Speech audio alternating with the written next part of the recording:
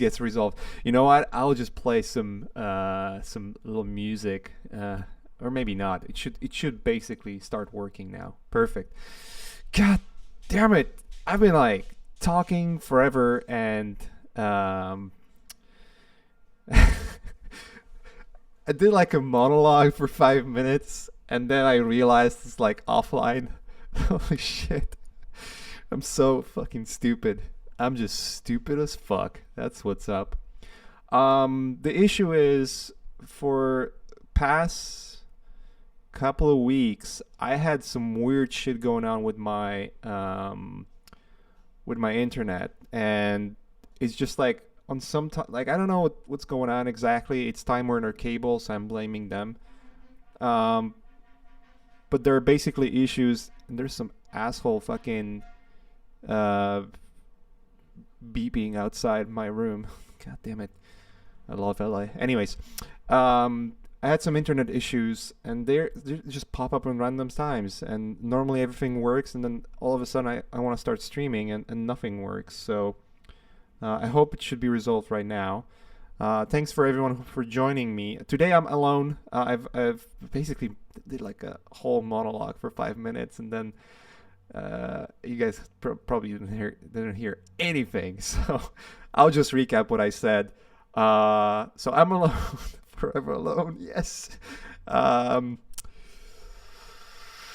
but it's only for today. So Momo had something more important going on, and I'm pretty sure he'll mention that next time he's around. But because yeah, I cannot expect him to be here today. But probably next week or the following weeks, he's definitely gonna be back. Ash was streaming yesterday, obviously. We know that. I don't have any guests today, I believe. I wanted to have Grant Warwick, but he might be again stuck with sleep. You know, that thing that is highly overrated. The one thing I'm probably gonna do is with Grant is move some of the future streams that I'm gonna be doing with him towards different times, because it's 8 a.m. in Australia, and I know he works late all the time, so it might be difficult to get him back on the time that we are streaming today. Next week I'm having Alex Vigini joining me on the stream. So yeah, Alex Vigini will be on the stream next week, but because he's working, he's basically the stream that we're gonna have next week is gonna happen around 8 p.m. And obviously I'm gonna blast about it next week or this week and next week. So just be prepared for Alex. There's a few more guests that I've invited that are going to come on the stream. Just need a confirmation of time. But those are going to be a really, really, really awesome guests. Really good ones. I like them. I like them a lot. And then the last thing I've mentioned that just didn't go through because of the connectivity issues is is basically the homework reviews. So basically, if you go on, let's see, Learn Squared. If you go on our website, if you guys use Homework Uploader, what's gonna happen is Momo, the Momo the MVP, the greatest of all time, will basically be picking some of the homeworks from the uploader, because he's way more connected with you guys. He's constantly everywhere on the Slack and whatnot, so we get all of the gist of it from him. And what we want to do is be more involved in what you guys are doing also. So yep, keep uploading works to Homework Uploader. I'm not gonna be picking up randomly work, because a week after I might be picking up something that is not necessarily new or fresh, whereas Momo is more aware, because that's his job. So and he's just way better at it. Like, I'm good at painting, maybe semi good at talking. I'm trying to get better at talking. He's definitely better at everything else. So I'll leave it to professionals. So that's the thing we're gonna do. I'm going to go through one of the homeworks today, do a little feedback. So that's gonna happen weekly now. Today I'm gonna do it right at the start of the stream because knowing my shitty memory, I would probably forget towards the end. And because, yeah, again, I'm just gonna rely on people that are way more professional than I am to basically remind me on that. So next time Momo is around, he will definitely remind me, and I'll do it towards the end. Today I'm gonna start with it. So yeah, if you're a student, keep posting. If you're enrolled to the class, we're gonna basically try to do that. And also, we probably gonna try to encourage other instructors to do it. It's up to their discretion to join the streams. Alex Vigini is gonna be next week, so I might encourage him to, do a little overview. yeah. So, Momo is not here. Momo is out of commission today. So, but I hope he's gonna be next week. So I'm completely alone, guys. Anyways, let's get going. So I have this work right here. It's made by Jordan Hilliard. I believe Jordan is with us on the chat. I hope so. If not, he'll be able to obviously watch it later. Grant is obviously not here today. I'm gonna fucking kill him. But as I mentioned, I'm gonna get Grant on one of the next streams, but on a different time. Like, I just found out it's just gonna be too difficult to get him on this time because he's basically sleeping. So it's 8 a.m. I don't wake up until 10, so I cannot expect someone to be better at it than I am, where I'm the host. So, all right, let's start with this little fella. I'm just gonna go through it quickly, and then we'll do something fun. I don't know yet what that's going to be. Maybe I'll do some ZBrush. Maybe work on that skin stuff. I don't know yet, but all right, let's go. So. Jordan, there's a couple of things that I would want to do here differently. And one of the biggest issues when I find with paintings like that is the lighting. Obviously, there are some structural issues that I will go through quickly as well, but I think lighting is going to be the biggest one. I pulled up two references here that are obviously different, but they are showing you, more or less how light behaves on rocks and canyons and all that stuff. So something you always want to pay attention to. And I encourage all of the students, or whether you're a student or not, whether you're, you want to paint, or you're one of my students, or you're just doing it for fun, I really encourage you to look at references.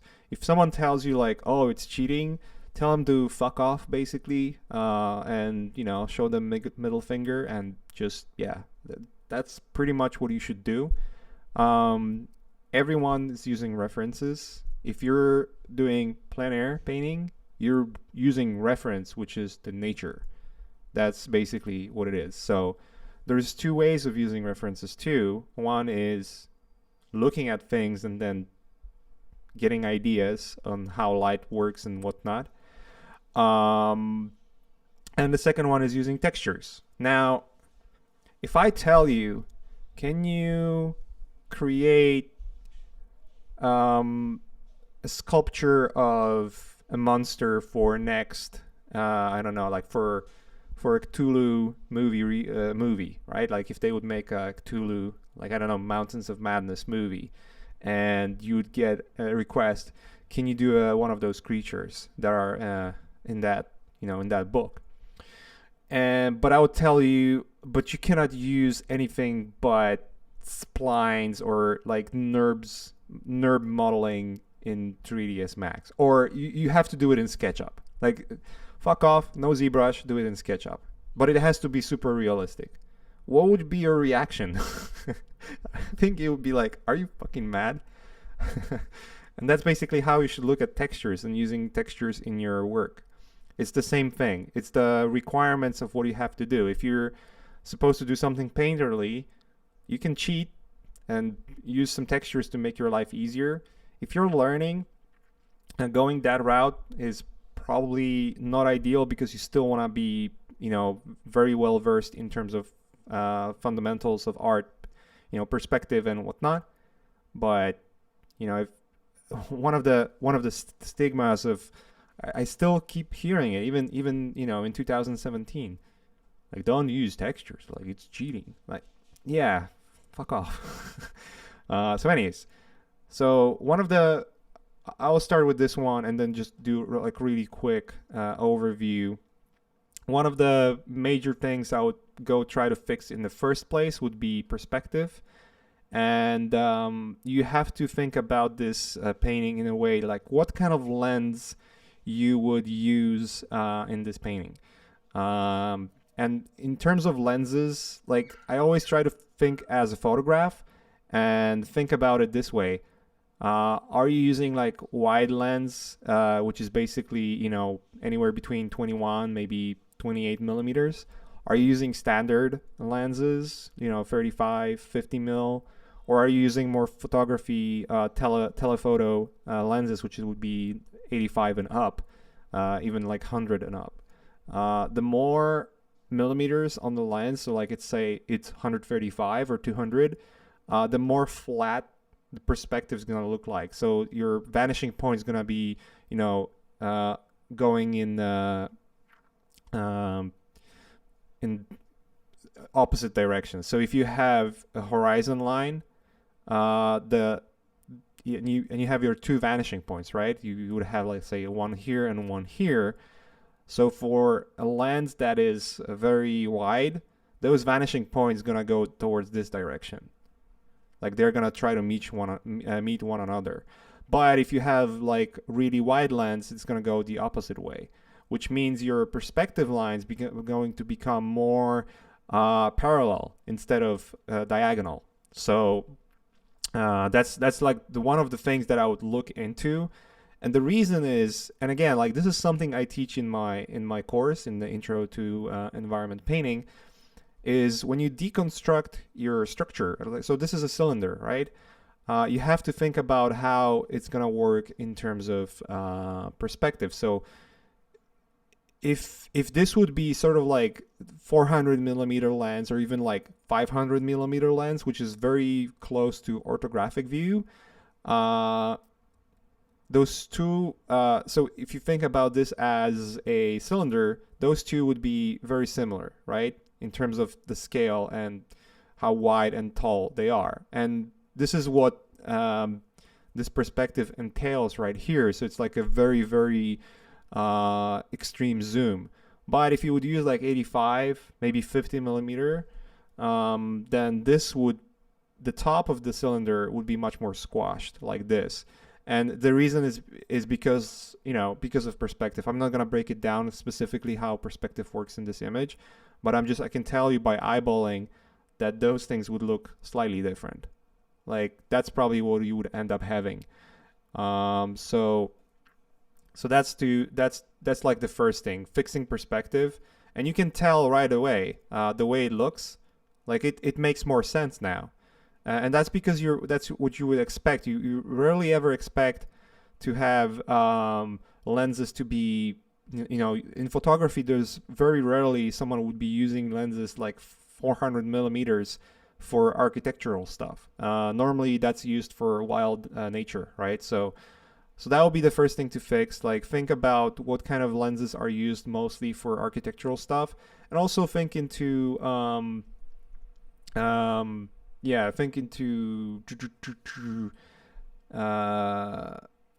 cinematography as well. So, like, what kind of lenses filmmakers are using. By the way, does my voice sound weird? Getting a comment there. Is it just Eddie, or he's recording with potato? I know, I have a potato right in my face. I'm just curious what's going on. Like, is there anything in the audio that might be giving you a weird vibe? Let me see what's going on there. Give me guys a second.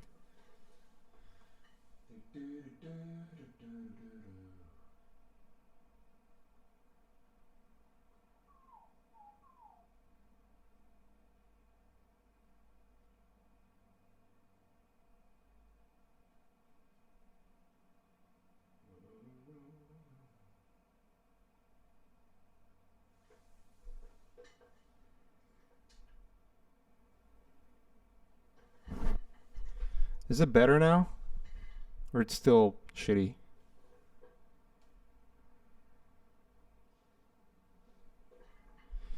Puberty. I don't know what's going on. I'm actually I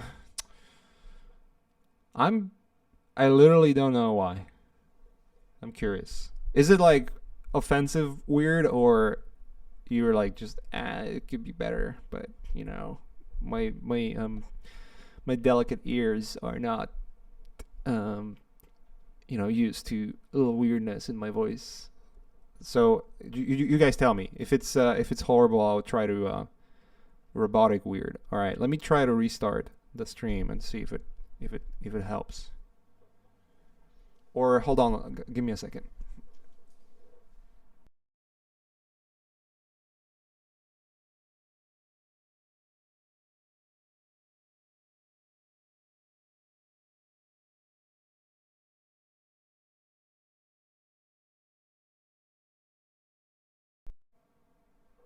How about now? Is it better? Is it better?